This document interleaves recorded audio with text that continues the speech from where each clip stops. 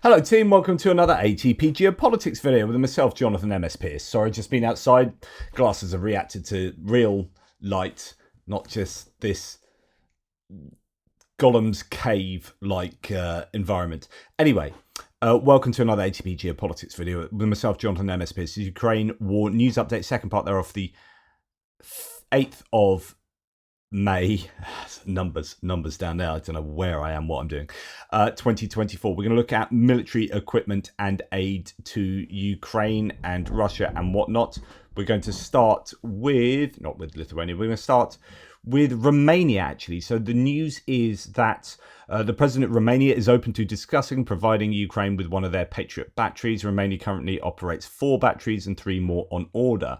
This is really good news. As German aid to Ukraine says, the question is, what is it going to cost us? Currently collected 350 million fixed, with Canada also contributing, not included but unknown how much. I think it's highly unlikely that they just donate one given their prior military aid deliveries to Ukraine. What German aid is saying is that there's the German coalition for air defense that's looking to buy something like this from allied nations if they are willing, or any nation if they're willing. And so it's unlikely that he thinks that Romania will donate that, and it's more likely it'll have to be bought. In fact, German aid to Ukraine expands on this here. So the first country to at least publicly announce that it's not opposed to providing Ukraine with a Patriot battery, after the German appeal to NATO or third countries to provide Ukraine with additional Patriot batteries as long as the price is right. The German Immediate Action on Air Defense, or IAAD initiative, has currently raised 350 million in funding. Canada is also very likely contributing funds, although it's not known how much.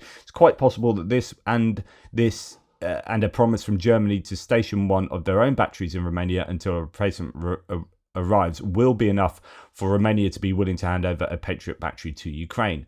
I would like to point out that Germany has already done this with Slovakia. Patriot batteries were stationed in Slovakia together with an army company. Later, 2 Mantis systems and 5 air surveillance radars were handed over free of charge to compensate Slovakia for the S-300s it had handed over to Ukraine. So Germany does a lot. It really does do a lot, and sometimes in terms that might not end up on aid lists, compiled aggregate lists of which countries given which amount of stuff.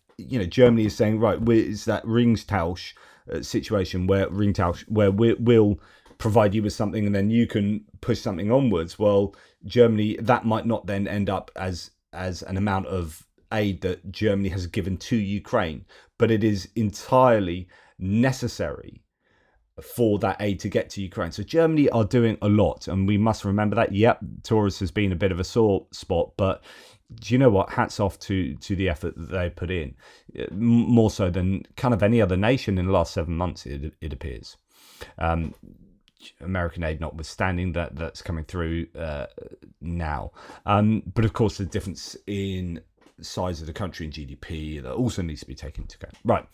Lithuania is ready to send soldiers to Ukraine as part of a training mission. Wow. Prime Minister Ingrida Simonite tells the Financial Times that she has parliamentary approval to send troops to Ukraine for training. Wow, that is huge. If Lithuania become the first nation, then that might open the floodgates to allowing, it moves that kind of Overton window. We've already had that with Macron talking about it. That's allowed other nations to come out and say, yeah, we're not opposed to that. And then other nations going the other way, like Italy just recently said, no, we're not sending troops. But if a smaller nation sends a small contingent to Ukraine, then that kind of gives permission to larger nations to come on board without seeming like France are like super escalatory by being the first people to go, right, we're going to help Ukraine. Here's a bunch of troops to do X, Y, and Z. Like Lithuania shoves a couple in, then maybe another Baltic nation, and then you might have a small contingent from, I don't know, Sweden or something. Probably not Sweden, but Finland or something like that. I don't know. And then France gets involved. Then UK go, yeah, we'll have a piece of that. And then by that stage, it's not so massively escalatory. Really good news there.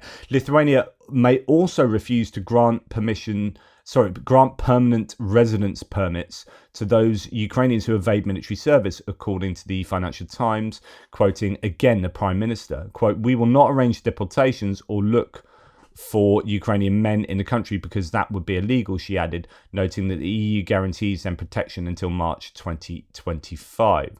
So it's about refusing to grant resident permits, but not also chasing people to send them back to Ukraine. So it's helping, but not going so far in terms of what Ukraine might want. Ukraine haven't made these requests, and there's lots of moral discussions going on about this and political discussions, as I've done a video on this. I did one the other day. If you want to go and check it out, if you go and search for, refugee, conscientious objectors and draft evaders, is that video.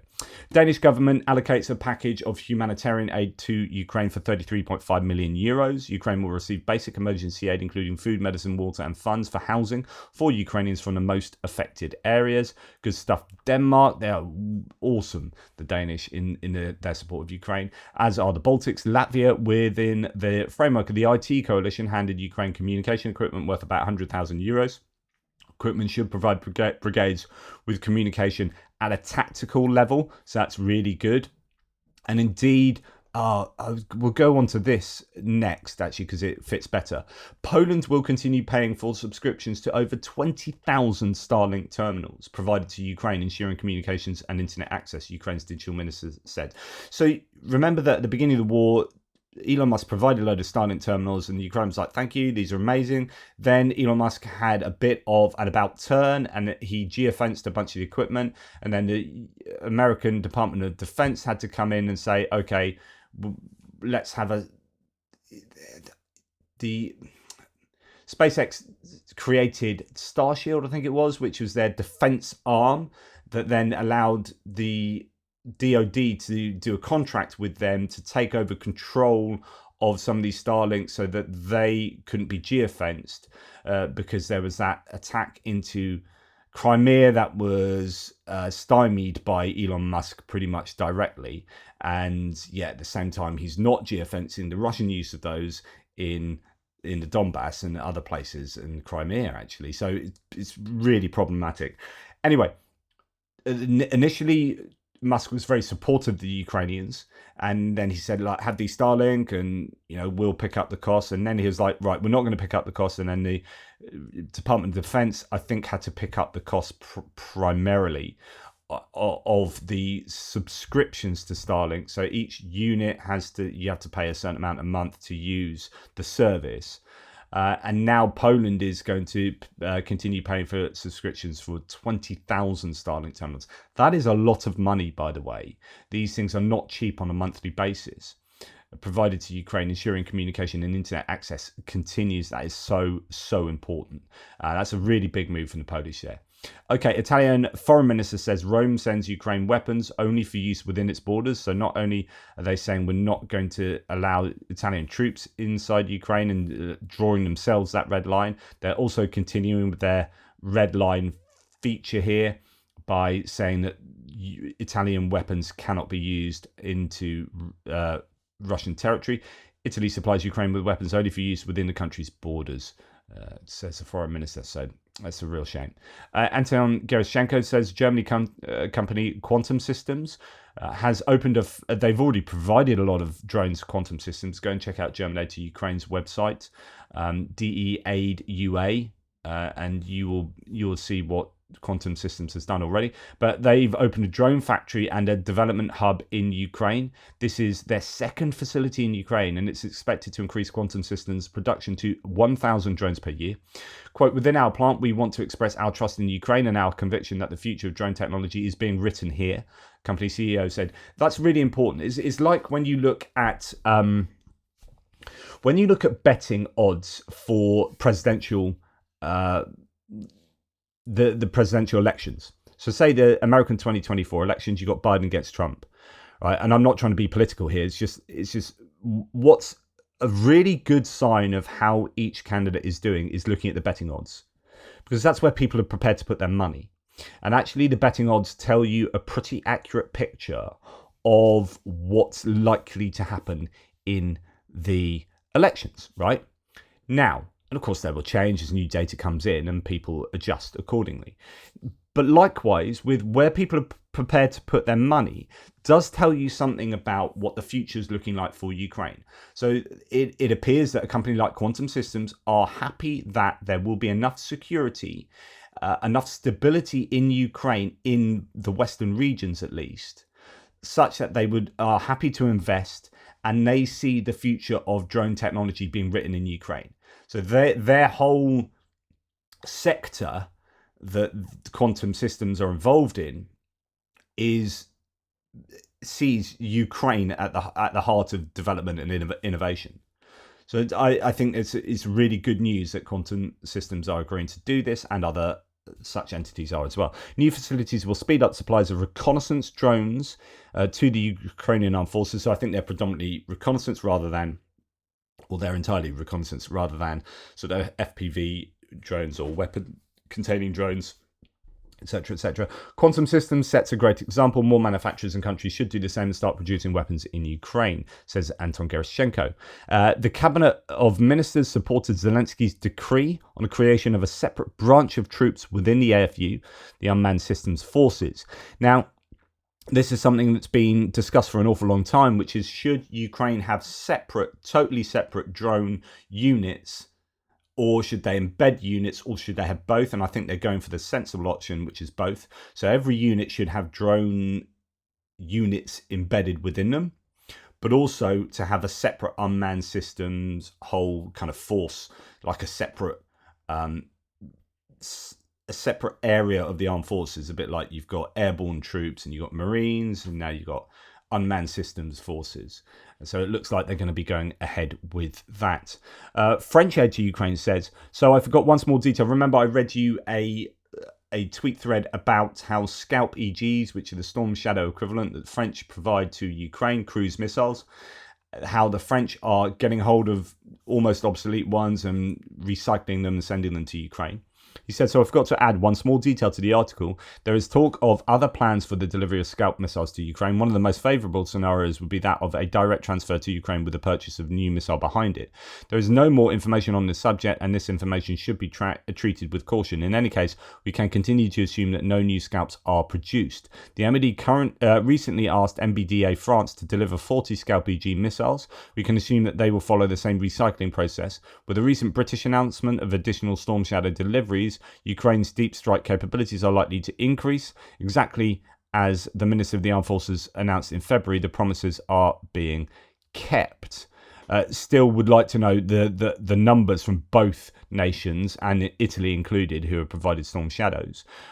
How many have been and will be provided to Ukraine, and whether there's new production ramping up in the UK. So Grant Shapps, the UK's Defence Secretary, walked around this scare quotes production facility saying, you know, we're getting these orders in, but actually it looked like that was not a production facility. That was indeed a midlife update scenario where these missiles, older missiles, were getting a bit of extra life in them, and it's unclear as to whether MBDA UK are producing any more new Storm Shadow missiles, which would be exactly what Ukraine need, in my opinion. And we're going to go to this French, looked fairly impressive, speedy drone that I showed you recently, 400 kilometers an hour, appears to be fairly maneuverable as well. So just a few details. French aid to Ukraine again says Veloce 330 is equipped with a core generating charge to defeat the active defences of armoured vehicles and the navigation system without GPS, and therefore insensitive to jamming offered by Track, TRAAK. According to KNDS France, or Nexter, the Veloce 330 should have a range of 80 kilometers and an autonomy of 3 hours. Quote, its reusability also allows it to carry out reconnaissance mission thanks to an optronic ball that can detect a vehicle at distance of 15 kilometers during the day and 3 kilometers at night, as I previously reported. In the logic of things, the Laranai project, like Colibri, should be tested in Ukraine. The Ministry of Armed Forces has nothing to lose and everything to gain, and so does Ukraine. Ukraine is being a bit of a testing ground for a lot of weapons and equipment. This should be no different, and French aid to Ukraine is saying, guys, just get the prototype to Ukraine and test it out there. Now, Apparently, the Russians are reverse engineering the Australians' Corvo drone. That's a cardboard drone that was sent in quite decent quantities, I think, to Ukraine, but not heard about them for a long time. I think they used them all up. They do have an airburst variety of that, variant of that. Anyway, that cardboard drone is being reverse engineered by the Russians in order to drive down the cost of each drone frame to less than 1,000 rubles. So that is yeah, a bit of a challenge if they can successfully do that. And then finally, and this is pretty big bit of news, I think. About half of the North Koreans supplied KN-23 missiles, and there are different numbers as to how many of these missiles. And of course, it breaks sanctions. It means that Russia is violating the UN sanctions. But they appear not to care, and it appears that no one else cares. Anyway, about half of the North Korean supplied KN-23 missiles deviated from their initial trajectory and exploded in the air. The Ukrainian Prosecutor General's office said, according to them, North Korea supplied Russia with around 50 of such ballistic missiles. So that's good news for the Ukrainians that these are basically a bit crap. But yeah, could that be a bit of psyops? Is that definitely true? I don't know, but it's good news for the Ukrainians and bad news for the Russians if that is the case, because I assume that they're putting some effort into getting hold of those missiles, and if they're not very good, then whoop-de-doo. Excellent. Okay, well, thank you for watching. Please like, subscribe, and share. I'm out at the moment. I watched Civil War at the cinema last night, by the way, and I thoroughly enjoyed it. A lot to think about. I was trying to think what the overarching goals, objectives in trying to make me think that were intended from that film. What does it say about the importance of holding on to democracy? I think that was big in that, and also, not democratically backsliding. And also the importance of the press. But what it says about press is a bit like wildlife photography, where you don't get involved at all and you're just recording these events, and then does it mean that you lose your humanity? I think that's what is also being said there, and other things too. I need to process the film myself, but let me know what you think of that if you have seen it. Good bit of Alex Garland. Anyway, thank you so much. Take care. Speak to you soon.